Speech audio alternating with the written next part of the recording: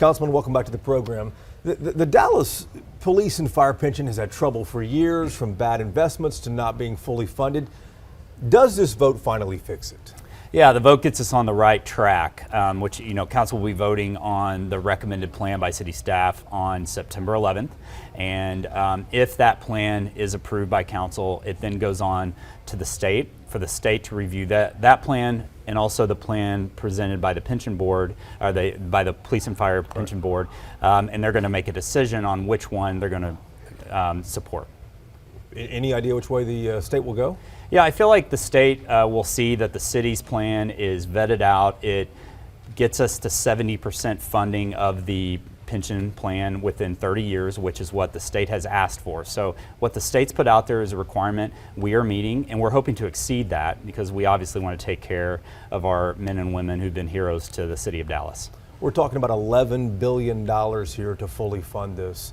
Where does that money come from? Yeah, so it's over time. It's not just one payment. It's with over a 30-year time span, and it's coming from making cuts in the city, hard cuts in the city. We have revenue caps at the state level, which means you can't raise taxes. Which means we can't raise taxes, but we do have new revenues coming in every year from new development in the city, and so we'll plug some of that funding in. It's sort of like digging in the couch cushions. You've got to find money wherever you can. Just last week, I located the fact that we're paying $600,000 for a truck terminal under Thanksgiving Square. And why are we doing that with no revenue coming in? Those are the kinds of savings we need to find in the budget to supplement the slight bumps in new tax revenue that do come in from new development. We're going to need all the money we can get so that we don't cut services in the city. Are there any hard cuts that are going to come to city services? Well, it was also proposed last week to close one of our libraries, the Skillman Library. To pay for this? Well, it's to pay for all the obligations. The city manager was tasked with finding tax cuts across the city. We've got to meet obligations for meet and confer for our police and fire that are currently serving to make sure we're competitive with surrounding areas, so we keep them in our police and fire departments. We have to pay for obligations to our other employees. We have contractual obligations, just like any business does, on increasing salaries over time to match inflation. Plus you've got streets. We have sidewalks, alleys, parks, libraries. We got to pay for all that stuff. Our residents demand it, and they want it, and they deserve it, for their tax dollars. So those obligations have got to be met. We've got to be as efficient as we can at the city in cutting other areas. Do you expect this $11 billion vote is going to impact city services directly? Will people see a change in library hours or how often parks are mowed, et cetera? We already saw some of those recommended budget cuts come through in the first round from the city manager, and that included not operating city pools as much throughout the year. Right. It included, like I said, closing a library. The council doesn't like that because the constituents don't like that. These are things that are very important to folks, just like our police and fire. So that's why it's doubly important that we dig through the city's real estate assets. We dig through our leases that we have ongoing to make sure we're not, every $1,000 we pay to a lease every month, or every $600,000 we pay to a truck terminal that supports private business, that's money that can't go towards supporting a library or fixing your street or keeping my pools open. The interim city manager said that Dallas has already begun to reimagine how it spends money, and going into 2025, the city's going to make strategic decisions about service cuts across every single department. I read that and I'm like, wow, service cuts across every single department? What does that look like? I think it goes into focusing on what our core mission is as a city, and that's the basics. That's our police and fire, our public safety, which is always number one on folks' lists, right up there with streets, roads, sidewalks, your basic infrastructure. I think focusing on those core areas along with our parks and our quality of life, our libraries, are what we've got to really hone in on. Other items that are more luxuries that we were able to have during budget flourishing years, I think we got to look hard at those areas and consider cutting them. The performance of the Dallas Police and Fire pension system has been way below other cities in this state, but council doesn't have direct oversight of those investments.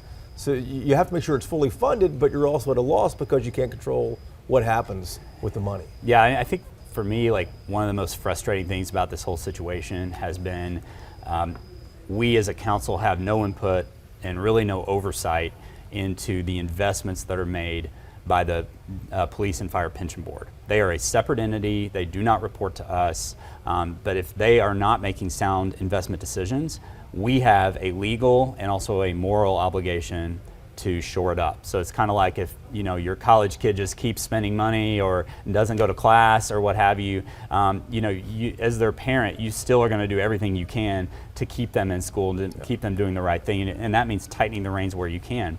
So what will happen is if they cannot perform better as a board, we will continue to shore it up. It's just going to mean it's going to hurt the taxpayers in other ways.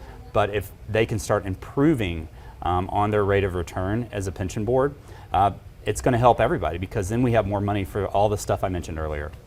What's it going to take for them to start improving on the rate of return? I think just maybe looking at what Austin, San Antonio, Houston are doing. They're all performing better as a pension board in their rate of return than we are. The national average is higher as well. If we're below 6%, like around 5.7%, if you look at it over 10 years as a rate of return that this pension board has invested in. Other cities are well over 6%. If they just dumped the money into the S&P 500, which I don't recommend that as a sole investment, you're looking at over 13% over 10 years. So do better. So I'm watching this, you're going to say, listen, my job doesn't offer a pension. Why doesn't the city at some point look at some other type of retirement plan, 401k, something else where the city can get out from underneath these huge financial burdens? Yeah, I think that's something worth talking about, but we have, right now it's a no-go, because we have a legal obligation with our police and fire. This is long-standing. These pensions are ongoing. I think for a long-term strategy, we could look at doing that. We'd have to get feedback from our police and fire associations because it's going to ultimately impact their membership. And then anything we do now, how we handle this situation, has a direct impact on our recruitment and retention, which is huge for our police and also our fire. You hear every month, Chief Garcia talks about how we're doing on recruitment, how we're doing on retention, and keeping our men and women in blue and our firefighting personnel happy and feeling comfortable that we've got their backs is so important. But it seems to me like this will only stabilize that. This doesn't make Dallas any shinier than any other city, does it? It's a minimum that we can do right now is meet our contractual obligations and legal obligations to shore up the pension for the next 30 years. By having this 30-year payout plan to get us to 70%. Beyond that, we're in litigation. The city was sued by the Police and Fire Pension Board. We wanted to do a stipend. We wanted to actually, put more money into it, but we can't do that while we're in litigation. Now we're going to work through all that, and we want to go above and beyond, but we've got to do it responsibly. We've got to first shore it up, get the state on board with that, and then we can reassess our financial situation and take it to the next level. And then the last thing I want to ask is, for citizens who aren't directly related to City Hall, whether they don't work there or they don't have someone at Police and Fire, this is a significant vote that you guys took on Wednesday, and this is going to impact essentially everything in the city, isn't it? Yeah, no, this vote that we will take will set us up for the fall in the legislature to go ahead and approve it or not approve it. If they approve it, we've got the budget plan for the next 30 years on how we're going to address it, and we'll have to fluctuate it each year to make sure we're meeting the other obligations. So it's really a 30-year plan that we're coming up with tomorrow when we make this vote. And to make sure I'm clear too, if their performance just happens to get on par with the S&P or any of the market indexes, does that mean the city would be able to invest less, or would that just be huge performance returns? That is a great question, because if we can see better returns coming out of this, like even 0.1%, give me a full percent, oh man, it's tens of millions of dollars that we can put into libraries, streets, actually doing pay increases, stipend increases for the folks who are pension beneficiaries. So the city wouldn't have to invest that money if the returns increased? It would be a smaller hole that we have to shore up. We could put the money into other things. A lot riding on it then. Yeah, definitely. A lot's riding on this vote tomorrow, and a lot of pressure on our pension board to actually, really look at what they're investing in and do better. Councilman, thank you. Thank you so much.